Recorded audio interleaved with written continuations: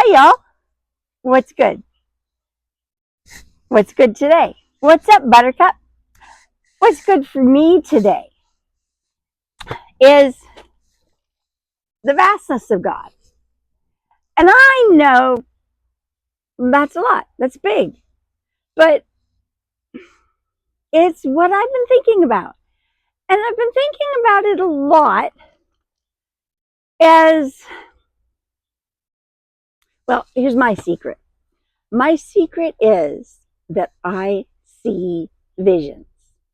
I see God. And I've been seeing these visions since I was little. And the first time I saw one, I was really young. I don't know, about 5. And somebody had asked me about who God was. Now, understand that even at that age, I had watched a lot of science fiction with my father. I had started reading really young, and I was already up to what, adult people called chapter books. And I was reading my father's books. My father had a lot of science fiction books. At that point, I think they were called New Age books, or maybe they were called hippie books. I don't know. But I was reading a lot of that. New Thought books, but they weren't called New Thought books back then. But I had a lot of that stuff, and I was already starting to read it. So somebody asked me, some Sunday school teacher asked me what God was like. And they wanted some answer like, like my father, or, always watching over me. And I said that God was like a person in a person in a person in a person in a person, all the way up and all the way down. And the biggest one ever and the smallest one ever, even though it goes up infinity and down infinity, that was God. And the person who asked me said, oh, somebody reads a lot of Horton Hears a Who. And I was so offended. I mean, let me tell you, I was offended. Because they couldn't see it. They couldn't see it the way I saw it. And they couldn't see that there were so many possibilities of God in me, and so many possibilities of God out there, and so many possibilities of God within every person in this planet, within, and so many possibilities, bigger, and so many options. And I didn't know the understanding of string theory or anything else, but just options out there. They didn't understand any of that. They couldn't see it. And somebody reads a lot of Horton Hears a Who. And so I didn't say it. I didn't try to describe it to anybody for years, until I started to try to write a book about what I believed. And I got into this writing group with a friend of mine, and I wrote this down. And one of the first comments that, they meant well, but that somebody said in the writing group was, oh, it sounds a lot like Horton Hears a Who. Now, they didn't mean it like, they didn't mean like, but they said it. And I thought, man, nobody can see how big this is. Nobody can see that within me there's so much, or within them there's so much, or that nobody can see it. So I thought, okay, I need another vision. I need another way of explaining this. And science fiction has had other ways of explaining this. I know that, for instance, Star Trek has taken a stab at the idea that all of space was just cells, and that they were ruining the cells, actually causing cancer for a child because they were going too fast and they were going through the cells, and they took a stab at it. but and that turned out that they were in a baby or something like that. They took a stab at it. And other shows have taken stabs at it, but nobody really tried to show what I was seeing. So I thought, well, just lately, as I've been really being pulled back into this idea of what is God, what is the immensity of God, and I don't mean the God in the Bible. I don't mean that God.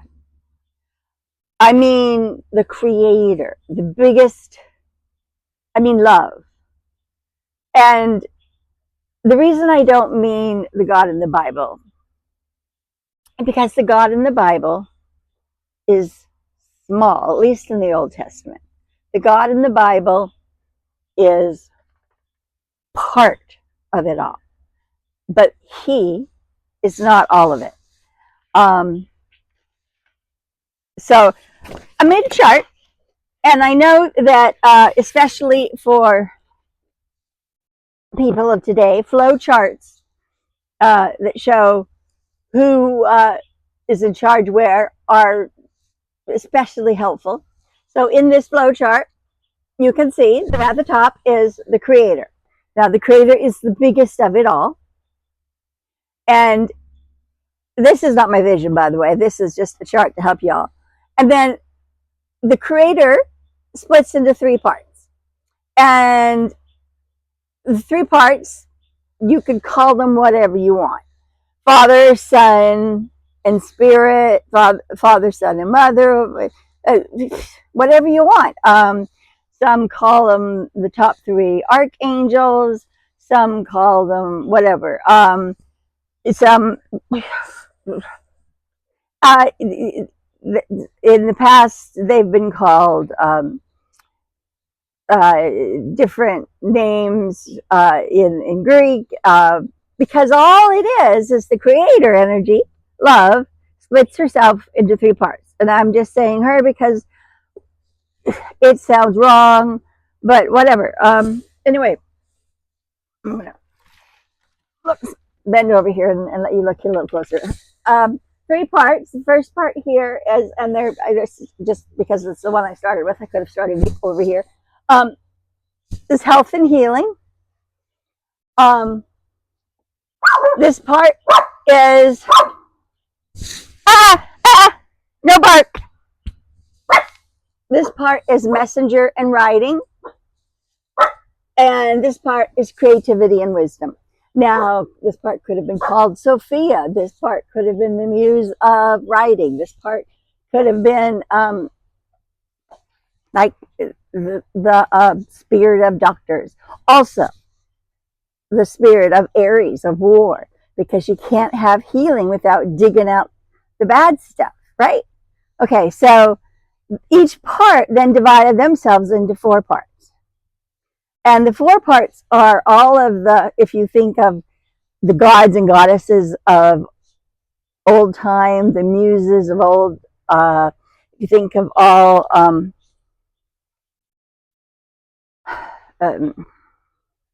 in Greek, they had a lot of different gods and goddesses they looked at. If you think of the native religions, they would tell you this is the spirit of Coyote. He's the trickster. What's the trickster? Well, really, the trickster would be creativity, right? All of those pieces go here. Now, underneath them are other pieces. And all of these are the powers and principalities, right? You got the Creator God, you got the powers and principalities. And it does say in the Bible that you have to watch out for not worshiping the powers and principalities. Why? Because they are only a piece of the Creator whole. Now, if you keep going down, eventually you find the ones that are in charge of the individual universes and then the individual planets. And it's that small, that much farther down. Okay? I originally thought, okay, then where would we put the God who created our planet? Would we be under messengers? Are we a messenger, a message to the rest? I thought, no, we're over here. We're over here. We are under creativity. And I will explain that in a minute with my next chart. But we are under creativity. So, moving on. This is the vision I got. And it goes back to the cell idea again. Now, imagine this is a great big cell, except the cell goes on and on and on in every direction forever. Okay? That's the creator, God, love. God. Forget the word God. I keep using the word God because I don't have another word. The creator love. Okay? The creator love. That, the biggest piece is the creator love. Okay? It goes on and on in every direction. And it is sentient, okay? Aware of all the other pieces within everything. So you divide that into threes. You have the health and healing section. You have the messenger and communication section. And you have the creativity and wisdom section. Now, people have asked for help within all of those sections within them, and help has come. I would like the creativity and wisdom, the mother, to come help me. I would like health and healing to help me. I would like a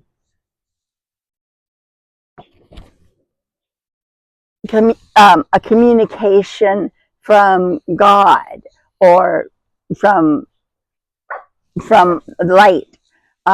Please help me. Or I would like a communication from a different part.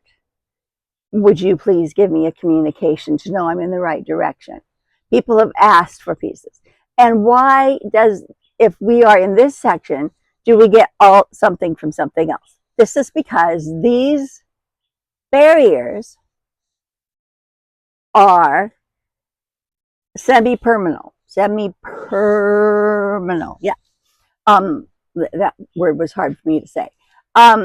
So in a regular cell, the only thing that can go through these barriers is water, right? But in this big cell of a not universe, but bigger, this cell of everything, of love can go anywhere and it can touch anything. So if you are a little tiny planet like right here and you would like some wisdom, love can touch the wisdom and bring you wisdom. Okay? So that's how it is. So each section is into 4 sections. And each of the 4 sections are into smaller sections and smaller sections. But it's all part of the bigger whole. And our universe, I'm going to say, is somewhere here.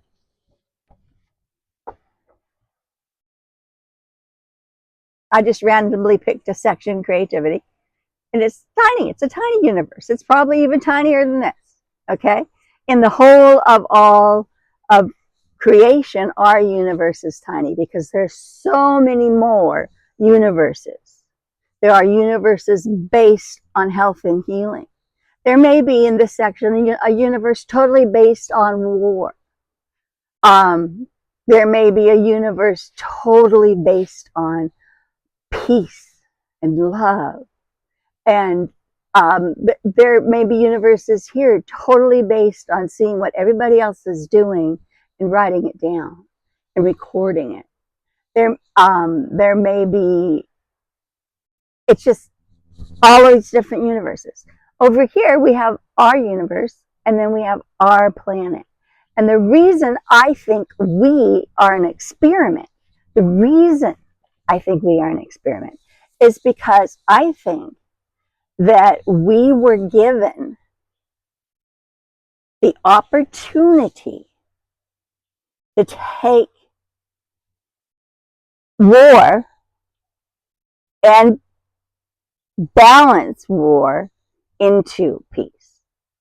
We were given the opportunity to choose what we wanted as individuals, souls in our planet. So it's like, okay, here's the planet. Our planet is totally based on peace and love. That's just what our planet is based on. And if you choose to be born into reincarnated into that planet, it is what you are. You are based on peace and love, and that could be a great planet to go have a rest on after you've been in a totally based on war planet, right? But our planet was both, and it was an experiment, a creativity experiment to see if you're given a choice, what do you choose? And why is that so important? Because I don't think other planets were given the choice. I think that our planet was an experiment, and everybody, all the souls are watching to see who chooses love. And the more our planet chooses love, the more likely our planet is going to stick around. The less our planet chooses love, the fewer of us that choose love, eventually somebody's going to pull the plug on this experiment. And why? Because love is what the whole thing is. So this is why when God, Jesus, anybody says that we are within God and God is within us, this is what we're talking about. The language is hard to say because we're not talking about the little bitty, let's say, Old Testament God named Fred. We're not talking about Fred. Although Fred is within us and we're within Fred. Because he also is a semi-permeable membrane. The Earth is a semi-permeable membrane. This is a semi-permeable membrane. Now, here's the very cool part. Once you realize that, you can meditate and you can go anywhere. You don't have to stay in this semi-permeable membrane. And I can talk about how to do that next time. You don't have to stay in this semi-permeable membrane even right now. The basic thing I want you to know right now is you are within the Creator love, and the Creator love is within you. And when somebody asks me, hey, is Jesus a big deal? I say yes. But they miss the part where so am I, and so are you, because I am within love, and love is within me. And you are within the Creator love, and the Creator love is within you. And all of us are semi-permeable membranes within all of this, which means that love can flow within us, and we can flow with love. And that's what's good for me today. I hope that you had a great day and are having a great week. There's a beautiful sunset out there tonight. So enjoy that. And be the bee's knees and the cat's pajamas, because nobody else can be that but you.